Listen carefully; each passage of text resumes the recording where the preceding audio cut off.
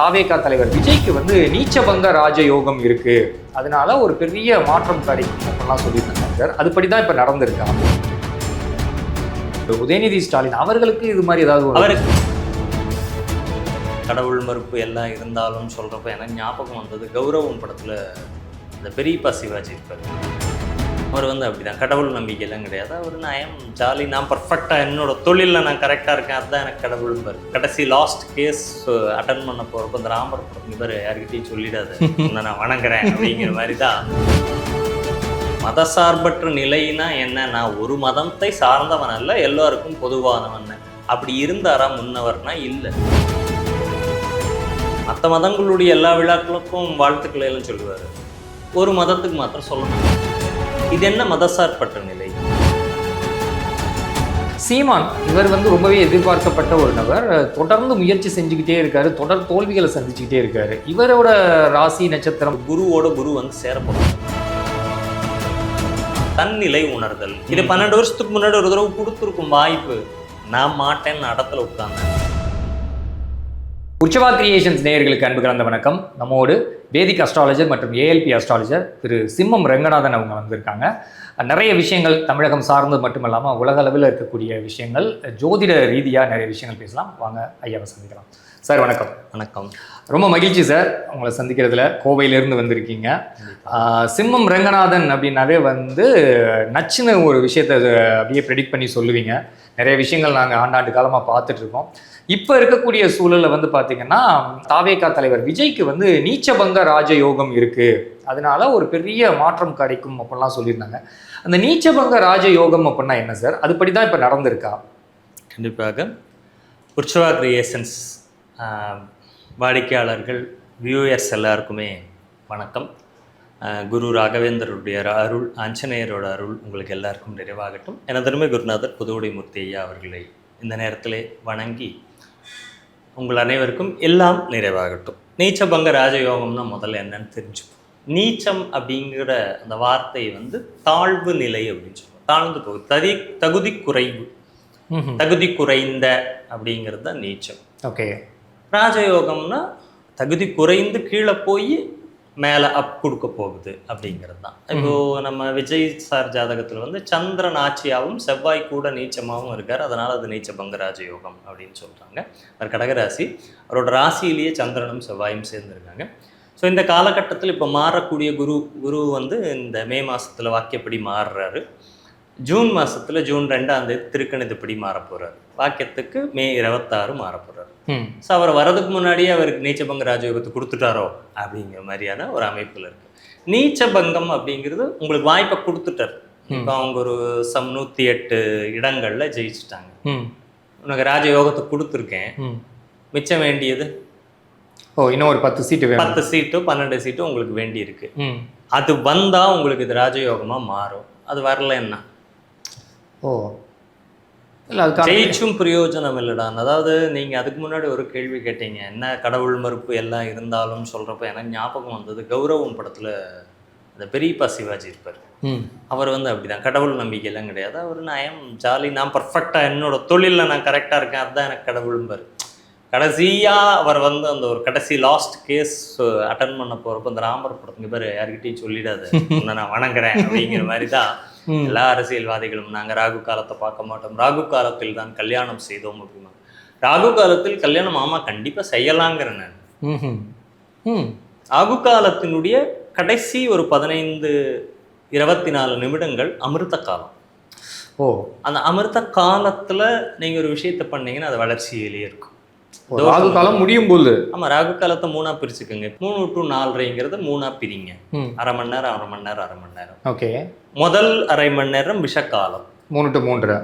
ராகுன்னா என்ன, பாம்பு தானே. அப்ப முதல் பாகம் என்ன, வாய் பாகம். ஓகே. ஸோ இந்த அரை மணி நேரம் விஷக்காலம். அடுத்த அரை மணி நேரம் நியூட்ரல். அது நல்லதும் இல்லை கெட்டதும் இல்லைன்னு. இந்த விஷக்காலத்துல இப்ப நம்ம எல்லாருக்கும் எதிரி தொல்லை இருக்கிறது, என்ன ரொம்ப படுத்திட்டு இருக்கான் ஒருத்தன் அப்படிங்கிறப்ப அவன் வந்து அழிஞ்சு போகணும்னு நம்ம எதுவும் பண்ணுறது இல்லை. அவன் நம்மளை தொந்தரவு பண்ணாமல் இருக்கணும்னு நினைக்கக்கூடிய அந்த மாதிரியான விஷயங்கள் அந்த நேரத்தில் பண்ணலாம்.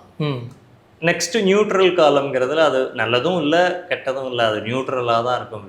அதை உபயோகப்படுத்தாமல் கடைசி அரை மணி நேரம் இருக்குது பார்த்தீங்களா, ஸோ 24 நிமிஷம், கடைசி 24 நிமிடம் அமிர்த காலம். ம்ஹும். அமிர்த காலத்தில் தாலி கட்டினான்னு வச்சுக்கோங்க, ம். நல்ல வளர்ச்சி. வளர்ச்சி தானே. ம்ஹும். அமிர்த காலத்தில் போய் ராகு காலத்தில் அமிர்த காலத்தில் நீங்கள் செய்யக்கூடிய ஒரு விஷயம் வந்து மீண்டும் மீண்டும் வளரும், வளர்ச்சியை நோக்கி போகும். நீங்கள் இந்த ராகு காலத்தில் தான் அந்த பீரியடில் தான் அந்த தானியம் எல்லாம் கொட்டி வச்சாங்க. ஸோ பாக்டீரியல் எஃபெக்ட் வந்து ஆகாமல் இருக்கணுங்கிறதுக்கோசரம் விவசாயத்துக்கு தான் ராகு காலம். ஓ ஓ.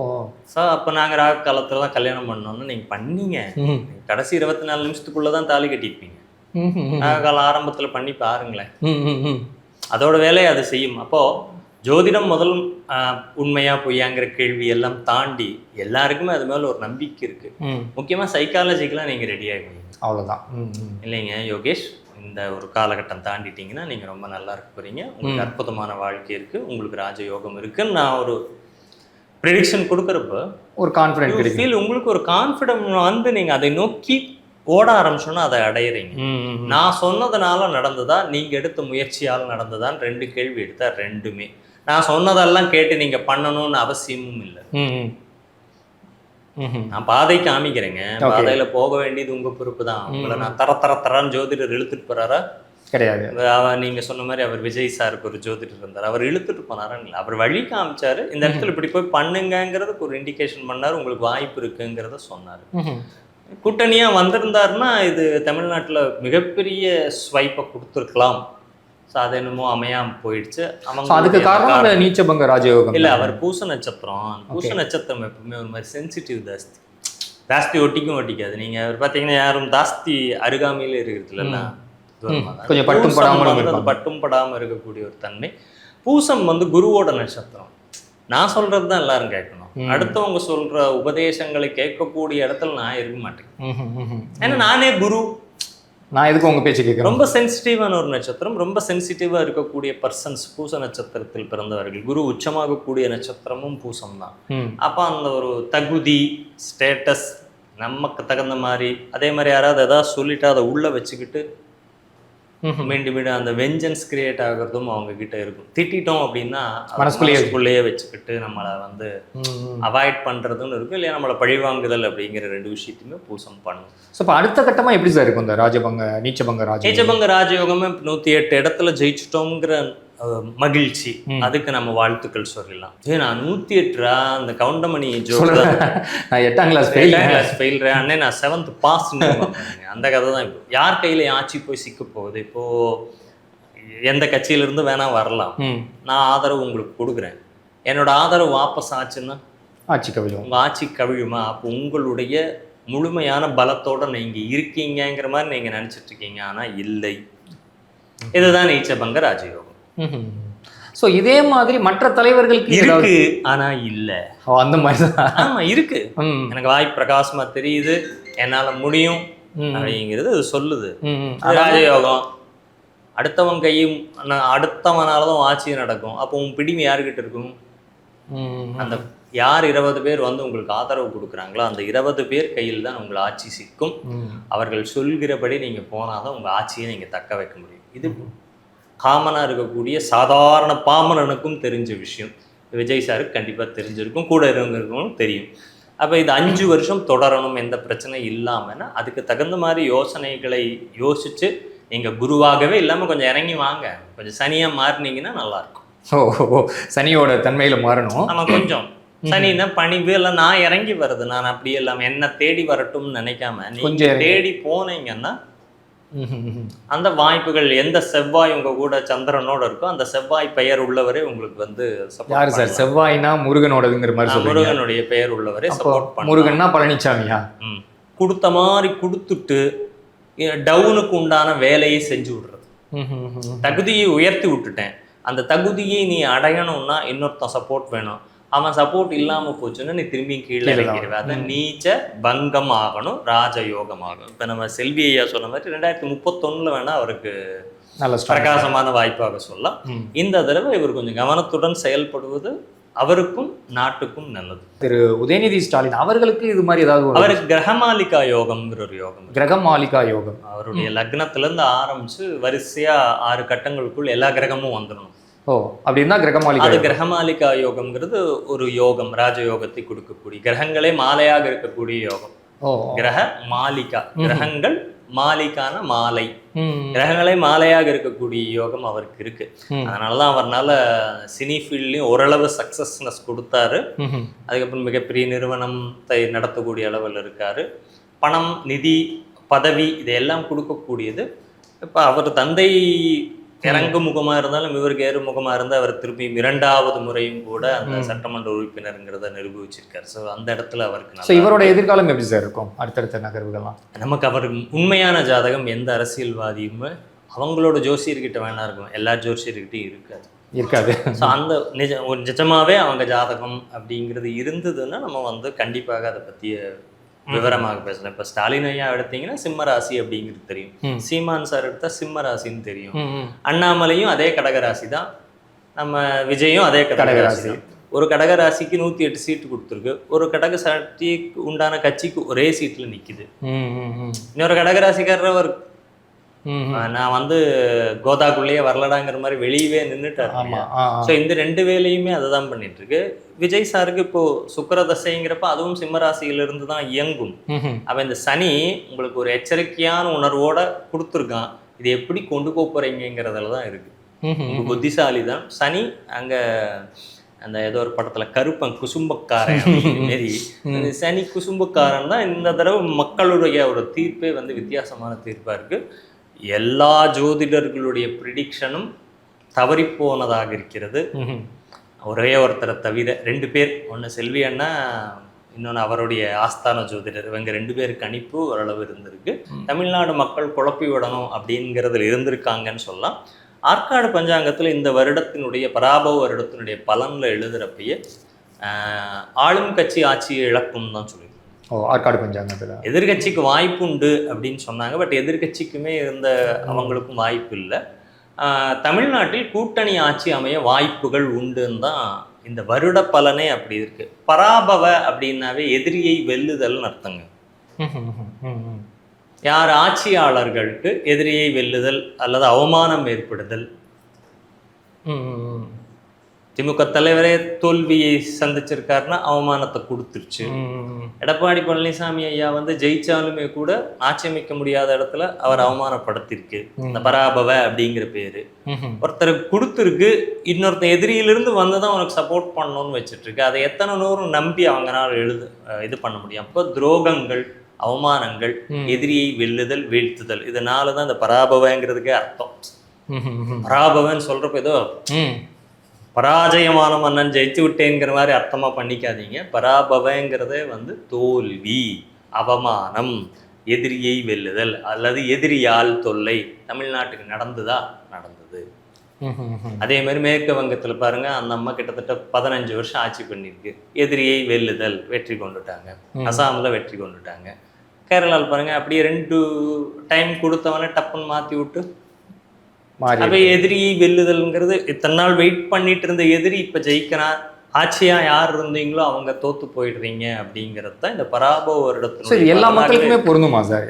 எல்லா இடத்துலயுமே பொருந்தும். பராபவங்கிறது யாராவது நமக்கு ஏதாவது பிரச்சனைகள் பண்ணா அவங்களை மீண்டும் நம்ம இந்த வருட பலன்கள் எல்லாம் உலகியல் ரீதியாக தான் எடுத்துக்கணும். இப்ப நீங்க ஈரான் 2025லயே நான் சொன்னேன், ட்ரம்ப் ஆட்சிக்கு வர்றாரு, பொருளாதார நிலையில் வந்து ரொம்ப சிக்கல் இருக்கும். அந்த பேட்டியும் நீங்க தான் எடுத்தீங்க.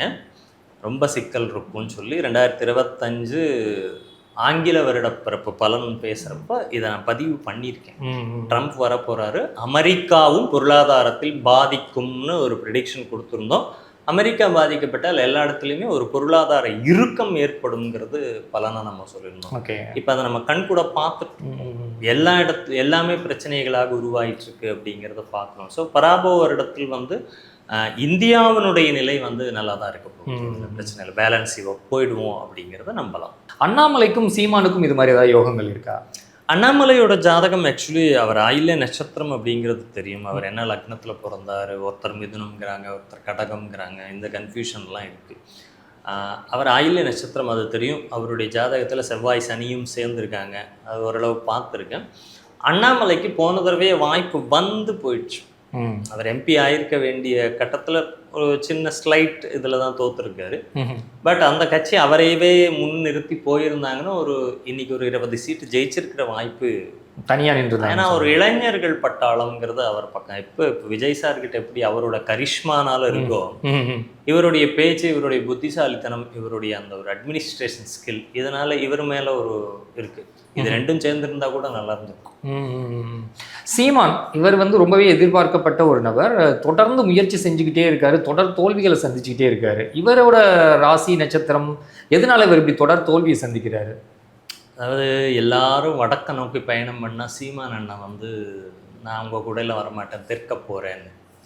அவர் ஆக்சுவலாக ஒரு ராசி பார்த்தா சிம்ம ராசி தான் காமிக்குது. பூர நட்சத்திரம் சேம் ஸ்டாலின் ஐயாவோட நட்சத்திரமாவே இருக்கு. சந்திரன் செவ்வாய் சேர்ந்து இருக்கு. இந்த சந்திரன் செவ்வாய் சேர்ந்து இருந்ததுன்னா ஒரு முரட்டு குணம். தமிழ் அப்படின்னா வீரத்தமிழ், சந்திரன் தமிழ், செவ்வாய்ங்கிற வீரமான தமிழன்டா நான் அப்படிங்கிற மாதிரி தான் அவரே இருக்காரு. அந்த கிரக சேர்க்கை அவர்கள் இருக்கு. அவர் ஜாதகத்தில் ஆக்சுவலி லக்னம் தெரியாது. அவர் ஜாதகத்தில் அன்னைக்கு அவர் பிறந்தது 8/11/1966 கொடுத்துருக்காங்க. சரியான டேட் ஆஃப் பர்த்தா இருந்ததுன்னா சூரியன், சுக்கிரன், கேத்து எல்லாமே சேர்ந்துருக்காங்க. சூரியன் கேத்து சேர்ந்ததுன்னா அளப்பரிய ஞாபக சக்தின்னு சொல்லுவாங்க. இப்போ சீமான் பார்த்தீங்கன்னா நீங்க என்ன இப்போ பாரதியார் பத்தி போய் பேசுறாருன்னா பாரதியார் கவிதைகள் அத்தனையும் அவர் மண்டபத்துல இருக்கு. எதுவுமே பார்க்காம பேசுவாரு. வேகாம ஒரு துண்டு சீட் இல்லாம பேசுறதுங்கிறதே முதல் பெரிய விஷயம். ஒரு ஹிண்ட்ஸ் இப்போ நானே பேசுறேன்னு ஒரு ஹிண்ட்ஸ் எழுதி வச்சுட்டு பேசுறேன். அது இல்லாம அவர் பேசுறாருன்னா இந்த சூரியன் கேத்து அப்படிங்கிற நெருங்கின தொடர்பில் இருக்கும் பொழுது அபரிமிதமான ஞாபக சக்தி, பெரிய ஞானத்தை கொடுக்கும். சூரியன் அவருக்கு வந்து ஜாதகத்திலேயே அவருடைய ஜாதகத்தில் நீச்சமா இருக்கிறதுனால அது நீச்ச பங்கம் ஆகல. நீச்ச பங்கம் ஆச்சுன்னா இருக்கும். குரு மாத்திரம் அவருக்கு உச்சமா இருக்காரு. அவர் நல்ல ஒரு சொற்பொழிவாளர், நல்ல கருத்தியல் ரீதியாக இருக்கக்கூடியவர். கூட்டணிங்கிற விஷயத்த அவர் யோசிச்சிருந்தாருன்னா கொஞ்சம் மேல வந்திருக்கலாம். நான் தனித்து தான் அப்படிங்கிறது வந்து நீங்க களம் கண்டது கிட்டத்தட்ட 15 வருஷமா களம் கண்டுட்டு இருக்கீங்க. தனித்து நின்று மறுபடியும் நீங்க வந்து கீழே போறீங்க. இந்த தடவை 8% 3% ஆயிடுச்சு.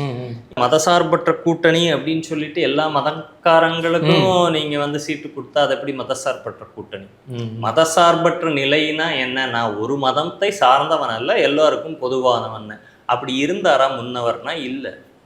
மற்ற மதங்களுடைய எல்லா விழாக்களுக்கும் வாழ்த்துக்களை எல்லாம் சொல்லுவார், ஒரு மதத்துக்கு மாத்திரம் சொல்ல மாட்டார். இது என்ன மதசார்பற்ற நிலை?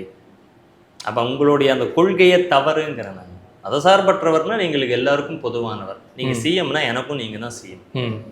நீங்கள் ஏதோ ஒரு சாராருக்கு மாத்திரம் சிஎம் இல்லை. இதையெல்லாம் இனி வரும் காலங்களில் அவங்க புரிஞ்சுக்கணும் அப்படிங்கிறதுக்கோசரம் பதிவிடுறேன். அப்போ இவர் வந்து தமிழ் தேசியம், தமிழ் தமிழ் தமிழ்னு எடுத்தார். ஓகே, கரெக்டு, நான் இல்லைன்னு சொல்லலை. பட் அந்த கூட்டணி அப்படிங்கிறது ஒத்த கருத்துடையங்கிறது கஷ்டம். உங்களோட கருத்துக்கள் நீங்கள் சொன்ன அந்த உங்களுடைய அந்த ஐடியாலஜி வந்து செம. இதை புரிந்து கொள்ளாத மக்கள் இருக்காங்கங்கிறது அண்ணன் வந்து புரிஞ்சுக்கணும். எப்படி சார் அவரோட லாங்குவேஜ் மக்களுக்கு புரியல? லாங்குவேஜ் இப்போ திடீர்னு நான் வந்து ஒலிபெருக்கி ஒலி வாங்கின்னு நீங்கள் நம்ம மறந்துட்டோங்க. அதெல்லாம் ஒலிபெருக்கி அப்படின்னா மைக்கு, ஒலி வாங்கிங்கிறார் அவரு ஸ்பீக்கரை. நாங்க தமிழ் பேசுறோம், எல்லாம் ஆங்கிலம் கலந்த தமிழ். ஒரு சில நேரங்களில் அதுவே பிரச்சனையா இருக்கும். என்னுடைய ஒரு இல்ல நீங்க சொல்ற உண்மைதான். ஏன்னா இப்ப விஜய் வந்து பாத்தீங்கன்னா இந்த ஜென்சி பசங்களுக்கு உண்டான லாங்குவேஜ்ல பேசினாருங்க. கான்பிடென்டா இருங்க, வெற்றி நிச்சயம், அவ்வளவுதான். தவிர ஒண்ணு கிளம்பிட்டாரு. ஸோ அந்த ஸ்விட்ச் வேர்டு மாதிரி இருந்தது. அவ்வளவுதான். அந்த இதுல ஜோதிடத்துல எல்லாம் ஸ்விட்ச் வேர்டு எல்லாம் சொல்லுவாங்க. டேரட் கார்டு இதில் பார்த்தோம்னா ஸ்விட்ச் வேர்ட்ஸ் சிலது சொல்லிக் கொடுப்பாங்க. அதை சொல்கிறேன். எனக்கு ரொம்ப ஒருத்தர் தொல்லை பண்ணிட்டே இருக்கார், மனசுக்குள்ளேயே இருக்காரு, என்னால் முடியல அப்படிங்கிறப்ப நீங்கள் வந்து கேன்சல் ஆல் டிஃபிகல்ட்டின்னு சொல்லிகிட்டே இருங்க. சொன்னீங்கன்னா வந்து அது ஒன்று அது ஆகுதோ இல்லையோ மனோரீதியாக நீங்கள் அந்த மாதிரி அந்த ஸ்விட்ச் வேர்டு கான்ஃபிடென்ட்டாக இருங்க வெற்றி நிச்சயம், கான்ஃபிடென்ட்டாக இருங்க வெற்றி நிச்சயம், இது மாத்திரமே சொல்லியிருக்காரு. அப்போ அந்த கான்ஃபிடென்ட்டாக இருங்க வெற்றி நிச்சயம்ங்கிறது அவருடைய அந்த ஸ்விட்ச் வேர்டு மாதிரி வேலை பண்ணி 108 சீட்டு கொடுத்துருச்சு என்னவோ. நீங்க புரிதல் அப்படிங்கிறது ரொம்ப பாமரத்தனமா. ஜோதிடமே வந்து நான் ரொம்ப நிறைய செய்யுள்கள்லாம் இருக்கு, ஜாதக அலங்காரம், இதையெல்லாம் பாடி நான் அதுக்கு பலன் சொல்லி இது இப்படி இருக்குன்னு சொல்றதோட நீங்க பாருங்க இந்த கிரகம் இப்படி இருக்கு அதனால உங்களுக்கு இப்படி போயிட்டு வாங்க இன்னும் முடிஞ்சிச்சு. சிம்பிளான பரிகாரங்கள் சொல்றப்ப அது உங்களுக்கு சீக்கிரமா உங்களை வந்து சேருது அப்படிங்கிறது தான் இங்க.